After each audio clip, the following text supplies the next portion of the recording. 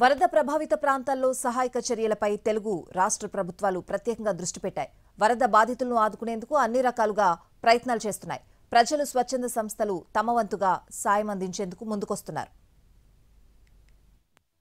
3 రోజుల వరద బీభత్సం నుంచి తెలుగు రాష్ట్రాలు ఇప్పుడిప్పుడే కోలుకుంటున్నాయి. వరదల్లో సర్వస్వం కోల్పోయిన బాధితులకు మంచినీరు, ఆహారం అందించేందుకు అధికారులు అన్ని ప్రయత్నాలు చేస్తున్నారు. వరదల్లో చిక్కి విలవిలలాడుతున్న విజయవాడలో పరిస్థితిని చక్కదిద్దేందుకు ఏపీ సీఎం చంద్రబాబు ప్రయత్నిస్తున్నారు.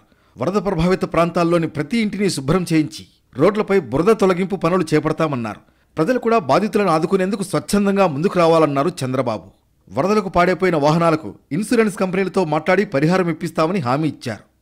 రేపో ఎల్లుండో బ్యాంకర్స్తో, ఇన్సూరెన్స్ కంపెనీస్తో కూడా ఒక మీటింగ్ పెట్టుకుంటాం. ఏవైతే మోటార్ వెహికల్స్ ఉన్నాయో, లేకుంటే ఈ ఆటోలు కానీ కార్లు కానీ ఉన్నాయో వాళ్ళకందరికీ ఇన్సూరెన్స్ ఇప్పించాల్సిన అవసరం ఉంది.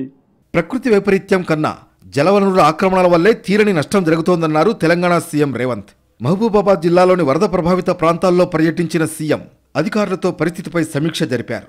భవిష్యత్తులో మరింత నష్టం జరగకుండా హైడ్రా తరహాలో జిల్లాల్లోనూ ప్రత్యేక డ్రైవ్ నిర్వహించాలని ఆదేశించారు. తెలంగాణను వర్షం వీడడం లేదు. ఇవాళ కూడా ఉరుములు మెరుపులతో వర్షాలు పడతాయని హైదరాబాద్ వాతావరణ కేంద్రం తెలిపింది. కుమురం భీం, ఆసిఫాబాద్, మంచిర్యాల, ములుగు, జయశంకర్, భూపాలపల్లి జిల్లాల్లో అక్కడక్కడా భారీ వర్షాలు కురుస్తాయని హెచ్చరించింది. ఆ జిల్లాలకు ఎల్లో అలర్ట్ జారీ చేసింది వాతావరణ శాఖ.